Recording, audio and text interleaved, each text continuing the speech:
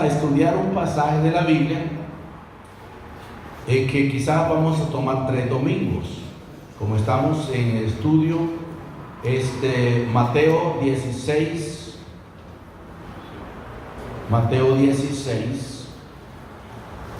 18. Este pasaje es bastante importante. Para no alargarme, solo voy a tener 30 minutos. Lo voy a dejar pendiente para el próximo domingo y luego, si es posible, el tercer domingo. Pero es interesante. A mí me encanta la gente que le gusta preguntar, aprender.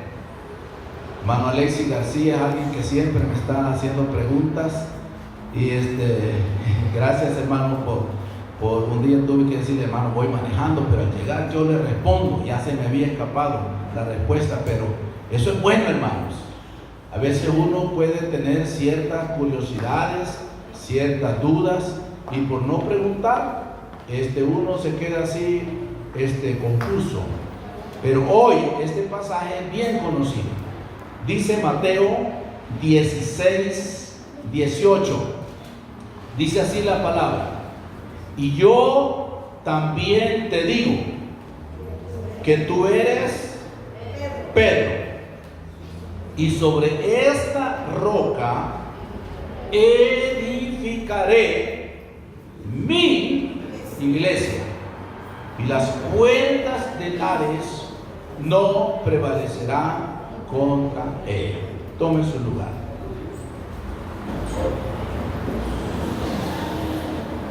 Yo quisiera hablarle hoy, estos 30 minutos, y por eso voy a dividir esta enseñanza para que no salga muy larga, porque se va a aburrir. Pero quisiera hablar bajo una pregunta: ¿cómo se llama la iglesia que Jesús edificó? Ese es el tema. ¿Cómo se llama la iglesia que el Señor Jesús edificó? Y para ello, hermanos, es necesario que nosotros estudiemos la necesidad de tener identidad. Identidad. Es decir, la identidad personal es la percepción individual que una persona o institución tiene sobre sí mismo. Todos los negocios tienen identidad. Algunos le llaman zapatería tal, tienda tal. Usted tiene un nombre que lo identifica y un documento que le llaman documento de identidad personal, que con ese cartoncito, hermano, usted puede entrar a un banco, puede entrar a cualquier parte. Si no tiene, hermanos, su nombre registrado en el gobierno, y le dice: ¿usted cómo se llama? No, yo no sé cómo me llamo. Es porque no tiene identidad. Entonces, la identidad nos enseña, en primer lugar, a que entendamos quiénes somos como personas. ¿Quiénes somos como personas? Número 2, ¿por qué existimos? Porque nosotros no tenemos que ser de aquellas personas que dicen: yo ni sé para qué vivo usted.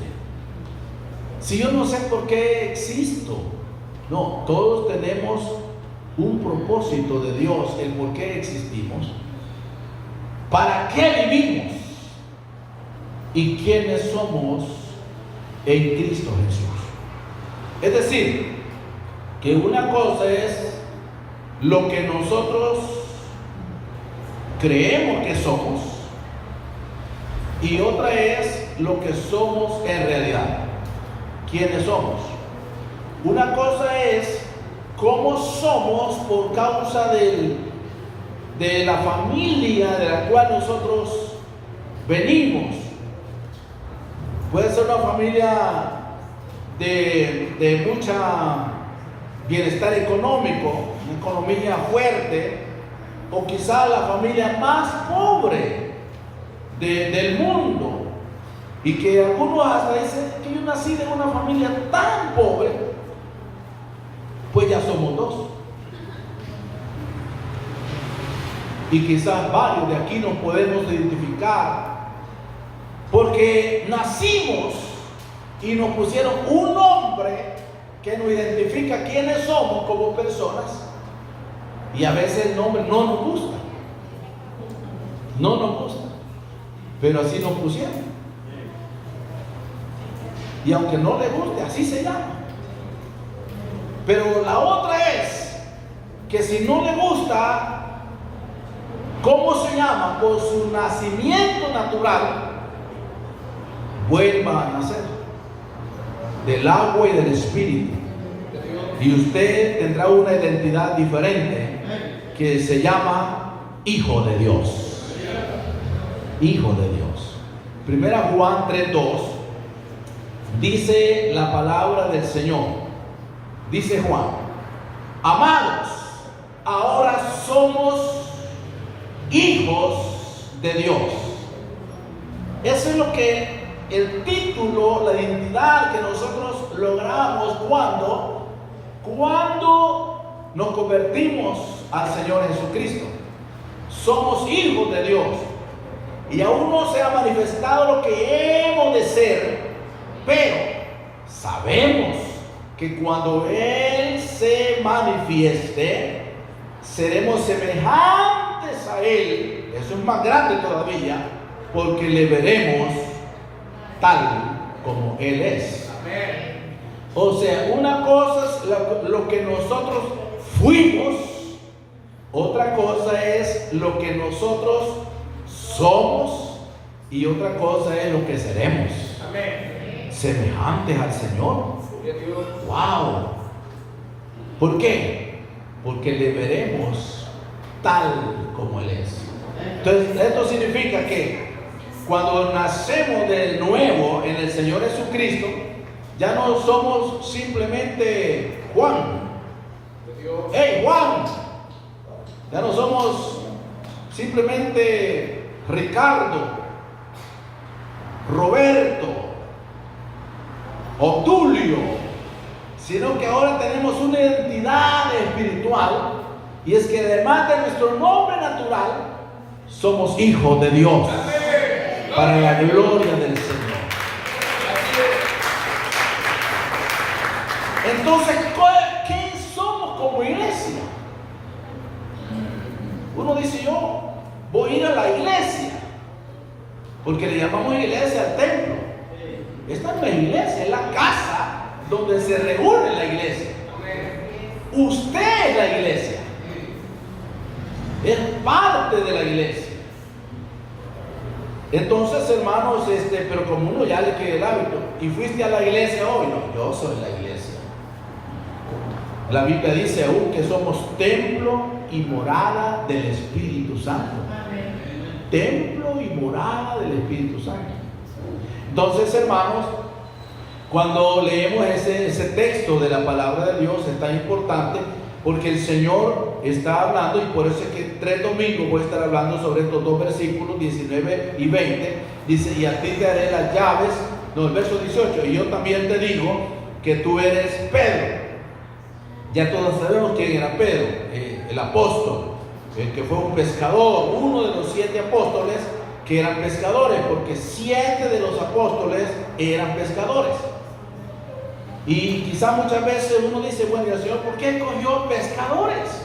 Si eran 12, 5 eran artesanos y 7 eran pescadores, porque sabía que la predicación y el trabajo del reino sería un trabajo muy fuerte, muy grande. Entonces, hermanos, los pescadores no se trata de gente a la gana. El pescador es alguien que que el Señor los encontró a la orilla del mar de Tiberia, de Galilea.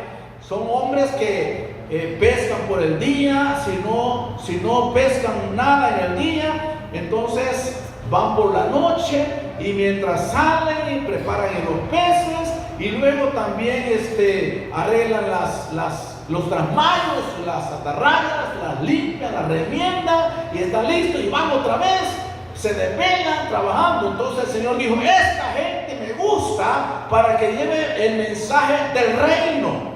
Y 7 de ellos el Señor los encontró a la orilla de los mares para ser predicadores. Y el Señor les dice: os haré pescadores de hombres.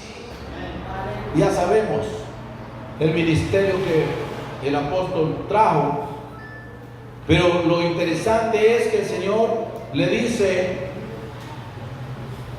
sobre esta roca edificaré mi iglesia. Cuando Jesús habló de la edificación de la iglesia, no dijo cómo se iba a llamar esta iglesia. No dijo: esta iglesia que voy a edificar se va a llamar Asamblea de Dios. No, esta iglesia que voy a edificar se va a llamar Testigos de Jehová, porque ellos mismos renuncian a ser iglesia.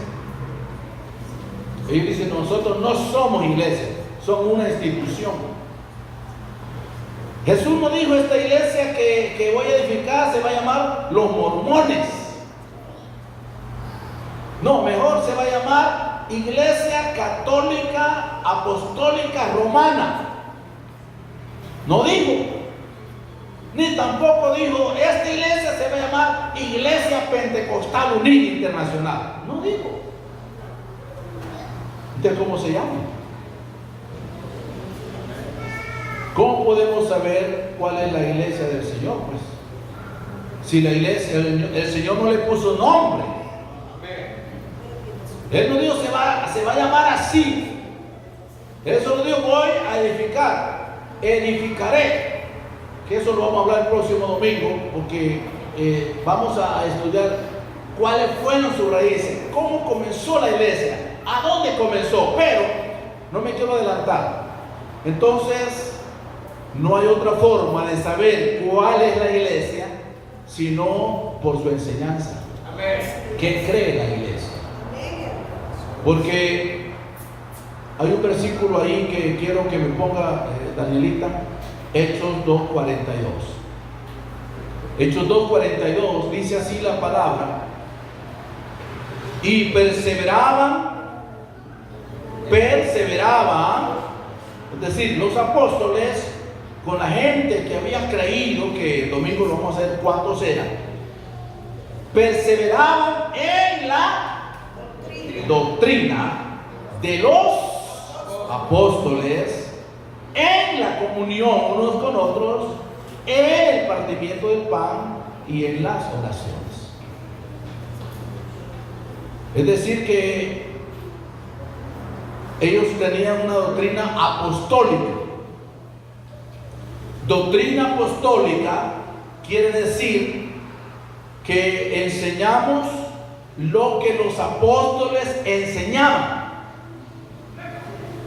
Y aquí hay un problema para los que no le quieren creer a los apóstoles. Tenemos que perseverar en la doctrina que predicaron los apóstoles, porque fueron ellos los que recibieron el mensaje de la palabra de Dios. Cuando uno no cree a ellos, a lo que ellos enseñaron, uno hasta, hay gente pues que hasta cree que saben más que los apóstoles. Aún, hermanos, hay que tener mucho cuidado, porque están saliendo muchas enseñanzas que esta Biblia ya no tiene validez, que la versión 60 ya no vale, que está desfasada, pero con esta nos hemos creado. Yo tengo mucho temor, hermano, así le digo, porque dentro de la misma iglesia están saliendo algunos enseñadores que creen que el diablo no existe.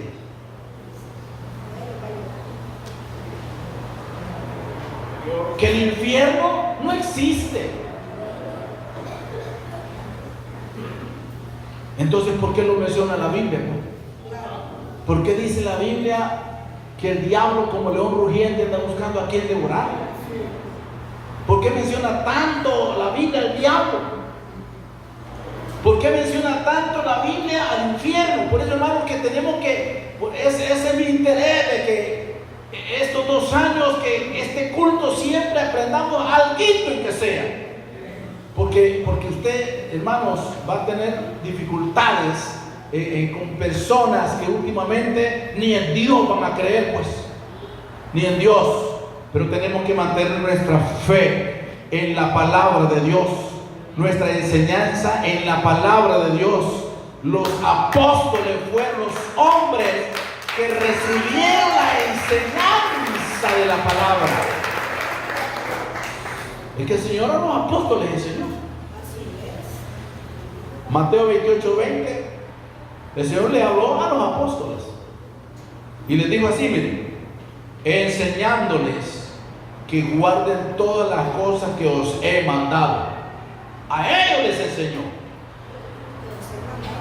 Y he aquí, yo estoy con vosotros todos los días hasta el fin del mundo. Eso no me lo dijo a mí, se lo dijo a los apóstoles.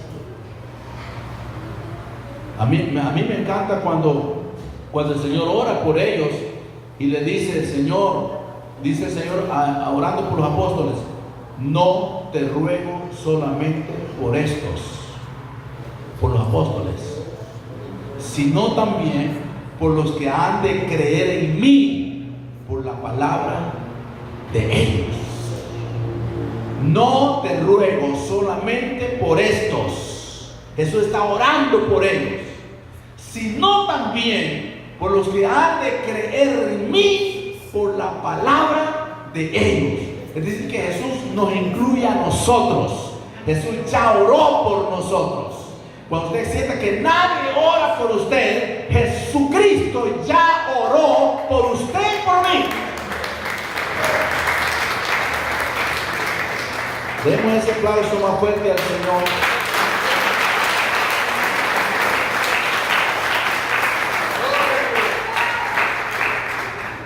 Y como algunos están diciendo, ¿y dónde será eso? ¿Dónde dirá eso? Ya le estoy leyendo la mente. 17:20 de Juan.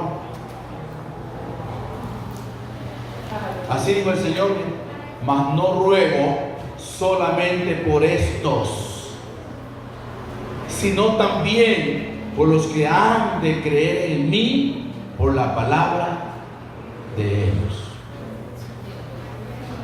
Es decir, hermanos, que escuchar lo que los apóstoles dijeron es una de las señales que conocemos a Dios, porque ellos son de Dios.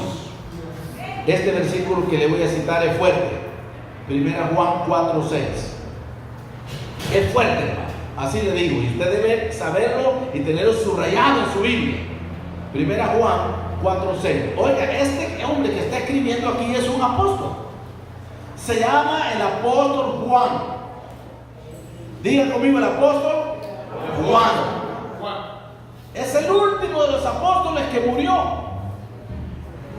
Casi todos murieron en el año 67, 68 después de Cristo, en las persecuciones. Pedro fue crucificado en una cruz en forma de eje según la tradición. Jacobo fue muerto a espada. Esteban murió a pedradas. Pero Juan es el último que queda para recibir la gran revelación del libro de Apocalipsis. Es el apóstol que escribe su evangelio, el evangelio que lleva su nombre. Es el que escribe primera, segunda, tercera Juan. Es el que recibe la revelación del Apocalipsis. Y es el que dice este texto: nosotros somos de Dios. Wow. Así dice Juan: nosotros somos de Dios. Esto les contradice a aquella gente que dice: ah, no, de los apóstoles no me hable. indudablemente, Juan está diciendo, nosotros somos de Dios. El que conoce a Dios nos oye. El que no es de Dios no nos oye. En esto conocemos el espíritu de verdad y el espíritu de error. Wow, entonces mi respeto para los apóstoles. Y no, Pablo dijo, edificado sobre el fundamento de los apóstoles, siendo la principal piedra del ángulo Jesucristo mismo. Este versículo, hermanos, de 1 Juan 4:6 causa problemas a estas personas que menosprecian la enseñanza de los apóstoles, que dicen, yo le creo a Jesús, no a los hombres. Cuando les enseñamos que los apóstoles bautizaron en el nombre de Jesús, no, eso fueron los apóstoles, eso no fue Jesús. Yo quiero saber dónde bautizó Jesús. Pues quiero decirles, tengo una noticia buena para ustedes y mala para ellos, que Jesús no bautizó a nadie.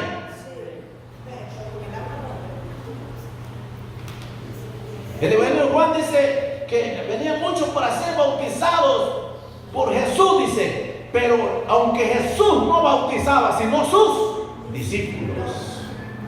Jesús nunca bautizó a nadie. Él fue bautizado por Juan para darnos ejemplo. Juan le dijo, no, señores, esto no, yo necesito que usted me bautice a mí y usted viene a mí.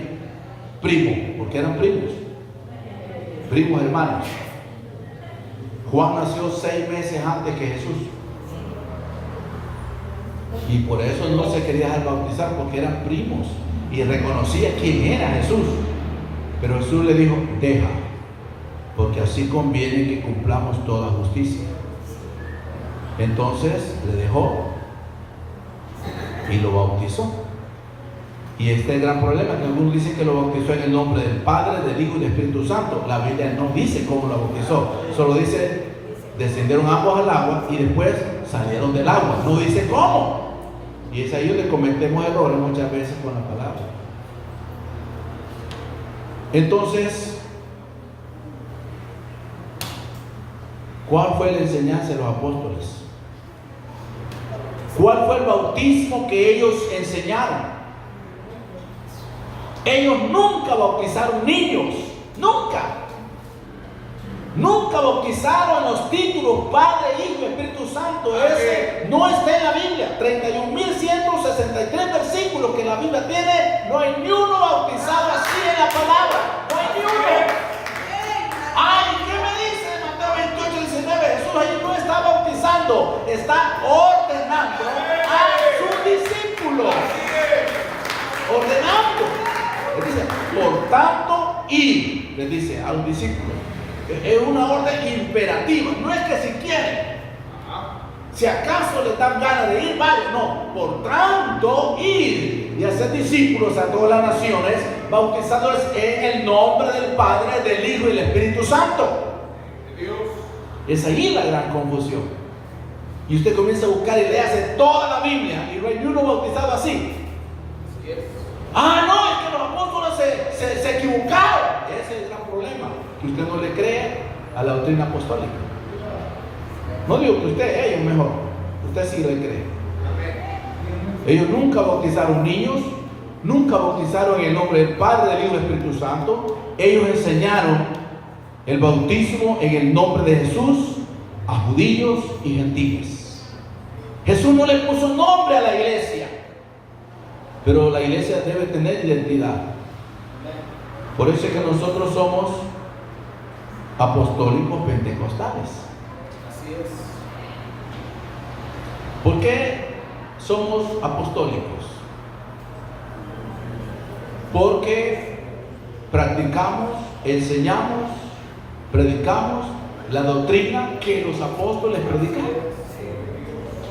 Entonces somos apostólicos. Si algún día usted dice, ¿y usted es apostólico? Claro, no se avergüenza. No, yo no soy, ¿cómo va a ser eso? Yo soy pentecostal de la cabeza a los pies. Usted es apostólico. Yo soy apostólico. No por una organización, sino por la doctrina, somos apostólicos.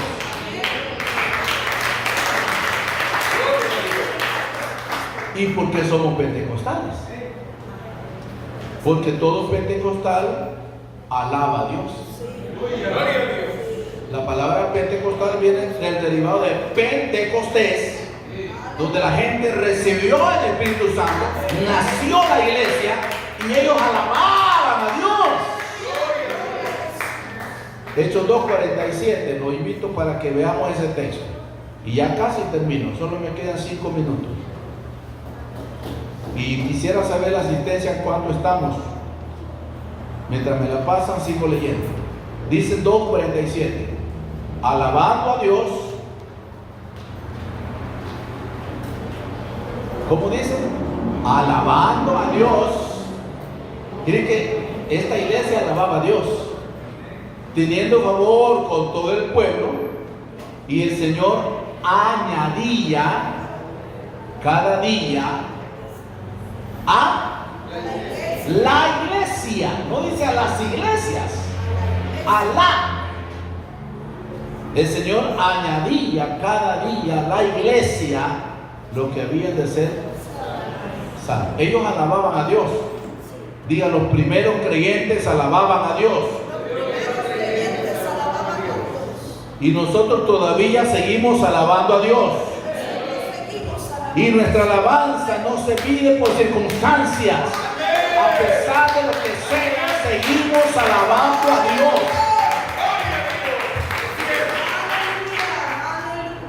Hemos aprendido a alabar a Dios en cualquier circunstancia.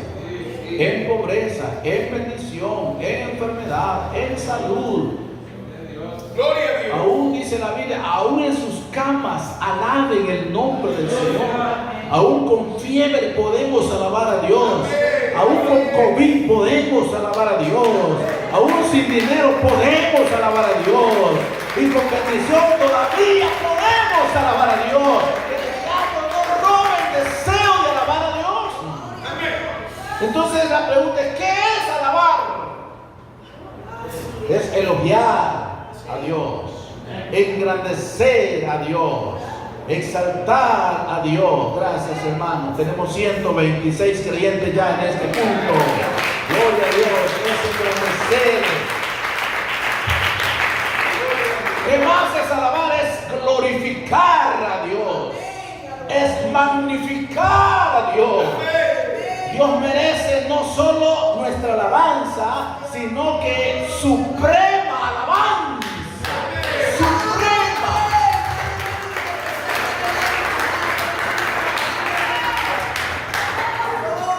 Hoy que hermano Dulito tenía todo el ministerio de alabanza, yo lo confundo los ministerios de alabanza, y estaba dando instrucciones porque el Señor merece lo mejor. Lo mejor. Él no solo merece que le alabemos, sino que le demos suprema alabanza. Póngame, hija, ahí, Danielita, Salmo 145, verso 1 al verso 3. Dice así la palabra. Ya estoy terminando, hermanos, porque voy a dividir, voy a continuar el próximo domingo a esta hora con este mismo tema. Pero mire el texto. Te exaltaré, mi Dios, mi Rey, y bendeciré tu nombre eternamente y para siempre. Verso 2.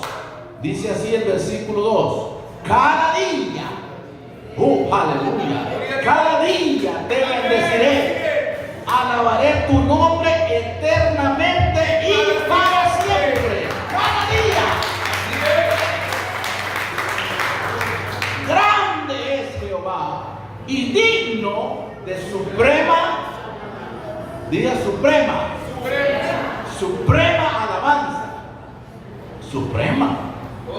Eso es algo muy especial. ¿Cuántos alguna vez han ido a la Pizza Hut? Les da pena decirme, solo ahí pasa. ¿Qué va a querer? Una suprema. No estoy hablando de cerveza, estoy hablando de pizza. Suprema alabanza, suprema. Y su grandeza es inescrutable. O sea, La iglesia al principio se conocía porque practicaban la enseñanza apostólica y porque sabían cómo alabar a Dios. Repito eso para que se lo lleve en su mente. Y nada más se lleva, no se puede llevar nada más. Lleves esto: la iglesia se conoce porque practica la enseñanza apostólica y porque sabe cómo alabar a Dios. Así es.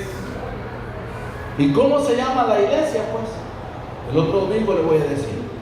Lo que le voy a decir hoy es, para terminar, es que Pablo dice que hay que mantener el único evangelio que ellos enseñaron. Gálatas capítulo 1, versos 6, 7, 8, 9, lo voy a leer de carrerita. Y dice así, este es un apóstol que está hablando: estoy maravillado de que tan pronto os hayáis alejado del que os llamó por la gracia de Cristo para seguir un evangelio diferente. Esa palabra maravillado no es que Pablo está contento, está hablando en una figura que se llama ironía. Ironía es lo contrario de lo que usted en realidad quiere decir. Que usted diga: qué lindos sus zapatos, hermano, si supiera que están feos. Eso es lo contrario. Entonces Pablo dice: estoy maravillado de que tan pronto os haya alejado del que os llamó por la gracia de Cristo, para seguir un evangelio diferente. No que haya otro, sino que hay alguno que os perturba y quieren pervertir el evangelio de Cristo. Mas si aún nosotros, dice Pablo, o un ángel del cielo os anunciare otro evangelio diferente del que os hemos anunciado, sea anatema. Como antes hemos dicho, también ahora lo repito: si alguno os predica diferente evangelio del que habéis recibido, sea anatema. Lo que quiero terminar diciéndole es que Jesucristo no reconoce su iglesia por un título. Si usted cree que los títulos son los que los van a llevar al cielo, no, hermano. Amén. Es que la Iglesia Pentecostal Unida Internacional es la única que se va a ir al cielo porque se llama Pentecostal. No. El Señor no va a reconocer a la iglesia por un título. Así es. Sino por su enseñanza, por su doctrina. En Etiopía hay 4 congregaciones del nombre. Está la Pentecostal Unida Internacional, está la Iglesia Apostólica Pentecostal y la Iglesia Apostólica, y todas tienen más de 1 millón de creyentes bautizados en el nombre de Jesucristo.